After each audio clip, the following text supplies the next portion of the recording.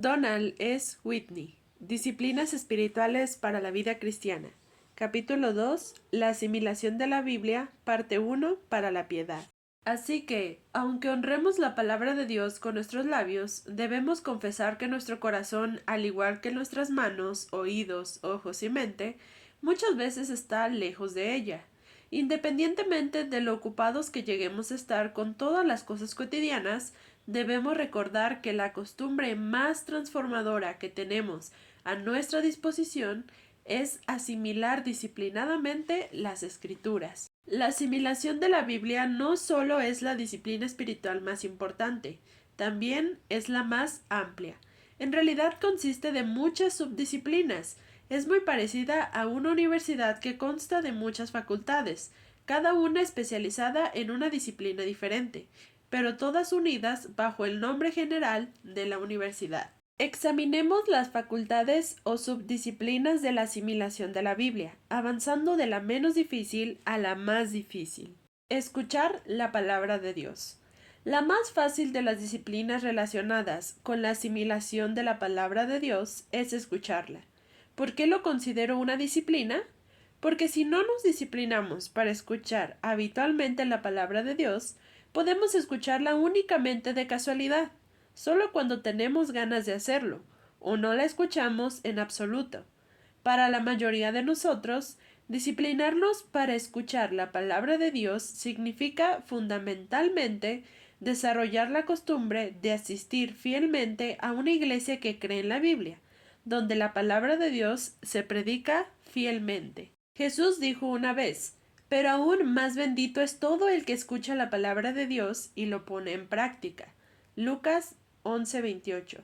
El objetivo no es solamente escuchar las palabras inspiradas por Dios. El propósito de todos los métodos para asimilar la Biblia es conservarla, es decir, hacer lo que Dios dice y de esa manera progresar en la semejanza a Cristo. Pero el método de asimilación que Jesús estimula en este versículo es escuchar la palabra de Dios. Otro pasaje que enfatiza la importancia de escuchar es Romanos 10:17. Así que la fe viene por oír, es decir, por oír la buena noticia acerca de Cristo.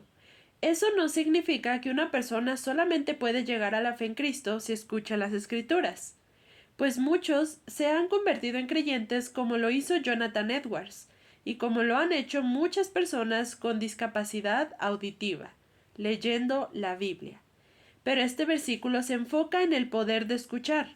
No obstante, podemos añadir que la mayoría de los que se convirtieron mientras leían las Escrituras como Edwards también se parecen a él en el hecho de que muchas veces escucharon la proclamación de la palabra de Dios antes de su conversión.